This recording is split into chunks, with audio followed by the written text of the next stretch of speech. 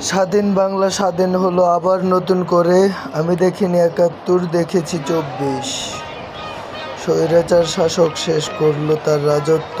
এবার দেখা যাক নতুন বাংলাদেশকে কে আবার নতুন করে গড়ে তোলে। তো এটা সবচেয়ে খারাপ এবং দুঃখজনক যে থানা এবং তারপরে হচ্ছে যে সংসদ ভবন এগুলো পুরানো হচ্ছে। এগুলো না করে একটা সুষ্ঠুভাবে তারা আন্দোলন করতো, এটা ঠিক ছিল, বাট এটা করাতে অনেক ক্ষতি হইতেছে। থানাগুলো তো আবার পরবর্তীতে যে সরকার আসবে তাদের চালাতে হবে এবং সংসদ ভবন আবার নতুন করেও তৈরি করতে হবে, না হলে সংসদ ভবনের মাননীয় সংসদ সদস্যরা বক্তব্য রাখতে পারবেন না। তো এটা খুবই দুঃখজনক এবং মর্মান্তিক ঘটনা। কিন্তু এগুলো এটা কোনো উল্লাসের কোনো পরিস্থিতি নয় এবং